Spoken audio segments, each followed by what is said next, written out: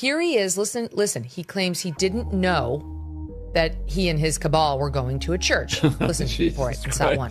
The speaker is accusing Don Lemon of misrepresenting his knowledge about a protest that disrupted a Minnesota church service. They argue that Lemon claimed in an interview that he had no idea the protest was going to a church. But audio/video recorded before the protest shows him discussing the location, acknowledging it was a church, and worrying that congregants might recognize him. The speaker says this contradiction shows Lemon was aware of the destination, and therefore his later denial is an attempt to rehabilitate himself. They also argue the protesters had no right to disrupt the service, and that the church had every right to eject them. The speaker frames Lemon's denial as evidence of guilt and dishonesty. Here he is. Listen. He claims he didn't know that he and his cabal were going to a church. Listen for it. It's that one. They said, well, there's this thing happening that they've been sending out flyers for. Perhaps you want to cover this.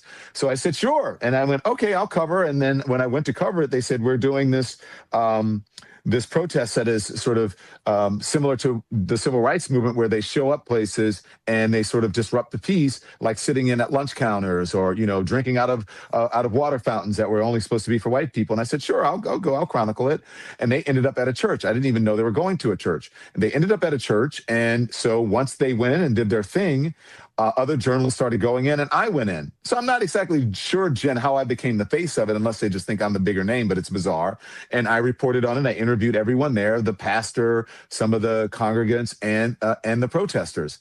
And that was it. And now all of a sudden it blew up into this big thing where I am the one who is leading the protest, and somehow I'm the agitator here when I'm just the journalist. Okay, let me make a couple points before I play you the soundbite of him before he went in. He didn't. Oh, and I just documented it. No one wanted to talk to him. The pastor made clear, no one wants you here. No one wants to talk to you. Get out. Put your stupid mic away and get out. Yeah. So he knew very well. He wasn't just there. I was innocently documenting. No, you were part of the harassment. You were pushing that mic into the faces of people who did not want you there, and you had no right to be there, and they had every right to eject you. And your harassment continued. But here, as for his claim that I had no idea we were going to a church, listen to him before the protest began on Sunday morning on site, SOT 2. As Nakima said, this is a clandestine operation. And then we can tell you what's going to happen after. We don't know what's happening. We kind of do, but we don't know how it's going to play out. Okay, They're not there yet. We are here.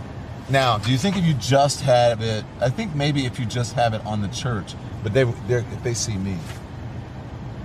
On the what, Don? They're going to know. Yeah. No? It just depends. The what? Don't name the location. I'm not naming the location, but I mean, I'm just wondering if you see me. The folks inside see me. Are the congregants really on live instead of in service right now? No, but they'll be like, "Why is Don Lemon here?" Oh yeah, Sunday morning. Sunday morning church. Yeah. Okay, we'll see. They'll be like, well, what else? It's Sunday, and we already said the church. No, we didn't. Yes, you said it. Okay. They didn't name the church, James, but they said repeatedly at the church, the congregants, has the service started. And this idiot let him get away with, I didn't even know we were going to a church throughout that interview. So he's trying to rehabilitate himself by lying, which shows a consciousness of guilt. The clash inside the Minnesota church has sparked a wave of debate, not just about the protesters' decision to enter a place of worship, but about Don Lemon's role and the questions surrounding what he knew beforehand. Some viewers see the protest as a step too far, arguing that a church service should never become a battleground. Others believe the confrontation reflects deeper frustrations that can't be contained by traditional boundaries. And many are now weighing whether Lemon's shifting explanation adds clarity or raises even more concerns. Your perspective matters in shaping how this moment is understood.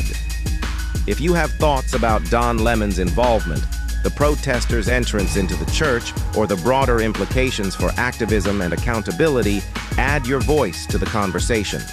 If you found this breakdown helpful, make sure to like, share, and subscribe. It helps more people join the discussion and keeps the conversation moving.